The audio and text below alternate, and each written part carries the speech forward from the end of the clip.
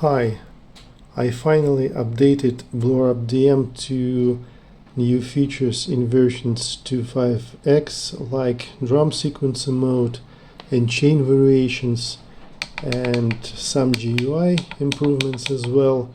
So we'll touch some of this stuff in this video. The setup is pretty simple for this video, except BlueARP DM itself. I have Motif XS Rack. It plays multi-timbrally and it plays drums as well. Kurzweil PC3 LE acts as a MIDI keyboard here, only as a MIDI keyboard, and I have this old MS Surface Pro 4, if I'm correct, tablet. BlueARP connected to this tablet and it powers from it, and it runs BlueARP control application, which we'll touch later in the video. And now regarding changes in the hardware interface in BlueARP. First of all, now I have this new page 1 which is called Basics.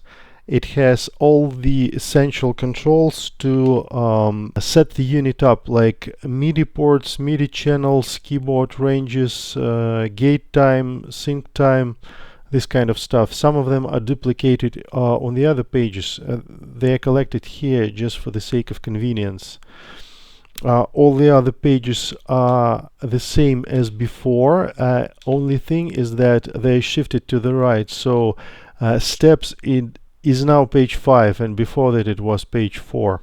Another thing, pages, input filter, ARP and output filter, I changed them to make them look as much as possible like the plugin. So if we check the control application, which exactly looks like plugin, so we have this input filter, all order algorithm, missing keys, and on this page they're arranged just the same way, exactly like on the plugin.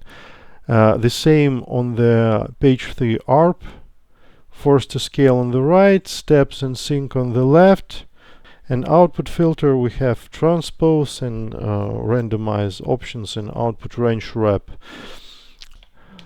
And the basic navigation is the same.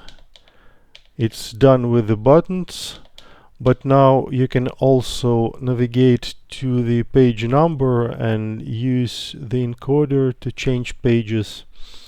Also, there is new way to adjust the values, and as before, you can use steps to select the GUI element and they have corresponding numbers. For example, my input quantizes number 9, so if I press 9, I go directly to that control, and if I hold this step button and press up and down, I'm adjusting the value.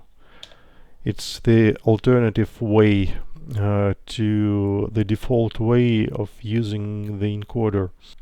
In the action menu, which you get to by clicking OK, you have now this value list option on almost all the GUI elements. So basically, once you press 2 times, you call this value list, and now you can select the value from the list.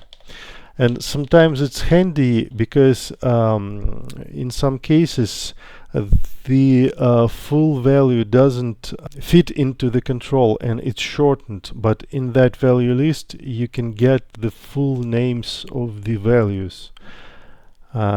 Also, I have this Latch+Sustain option for the ARP latch.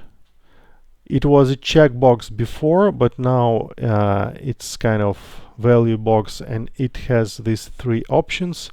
And this Latch+Sustain option, it works great for the guitar arpeggios. So let's check this out.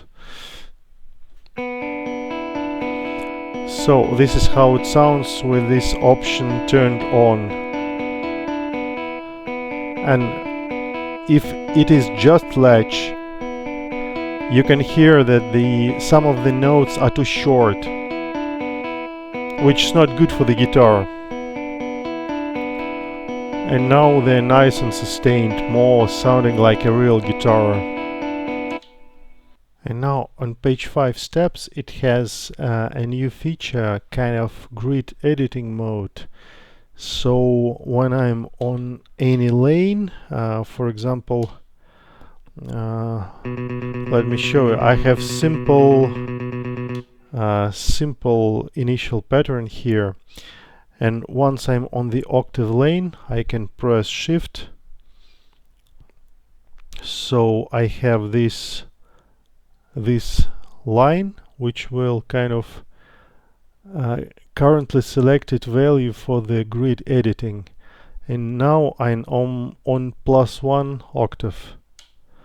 Once I press play, I can toggle certain steps to octave +1, like pressing the stop buttons, or let's go +2 for some steps, or -1.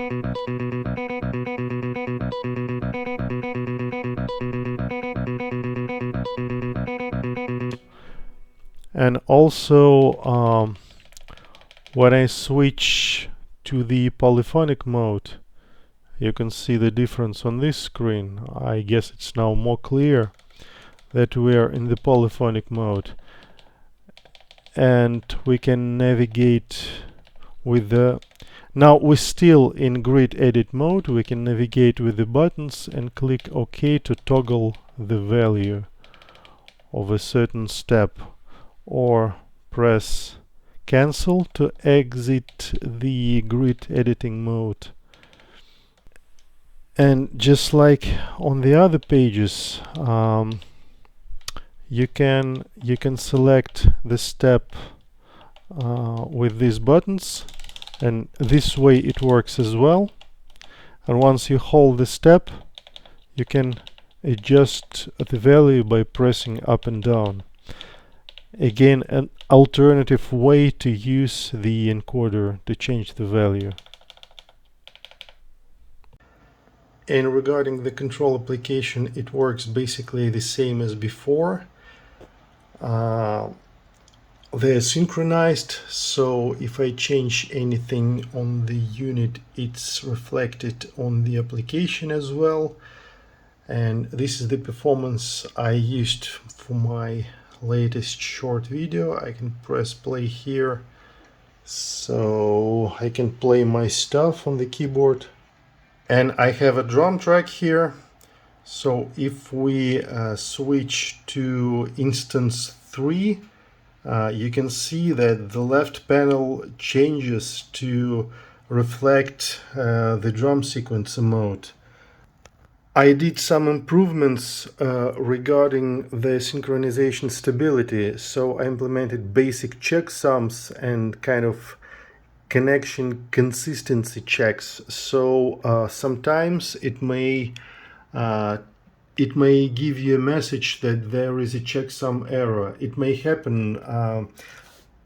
I need to do some more debugging. Maybe on some systems the USB connection is not, especially USB MIDI connection, is not as reliable as it should be. But basically the way it works, there is this sign here of the USB connection. Now it's grayed out, but once I run the application, it should become white. It says that USB link is active, but I have to synchronize the data manually. It doesn't do it automatically right away, because the application doesn't know who's the master. Is it the unit or the application? So you have to, if the unit is the master, you have to do receive get all data. It basically gets all the data from the unit. Now they're synchronized, so I can do my stuff. One thing to note is that after the recent Windows 10 update, I get a lot of warnings that this one has a virus, and it happened right after the update, so I'm pretty sure this is the false warning, so you can get it as well if you're on Windows 10. And another thing is when you try it on the new system, once you connect BlueARP, you have to wait a couple of minutes to get system some time to recognize the unit, because when I started this first time on this tablet, it didn't work right away. It didn't kind of receive the data from the unit, but once I restarted the application in a couple of minutes, it worked flawlessly, and now it just works. So you might have it in your system as well. So this is it for now. You can find the download links in the description. There is firmware for the BlueARP DM, BlueARP control software, BlueARP plugin for Windows and for Mac. So thanks for watching and have fun with BlueARP. See you next time.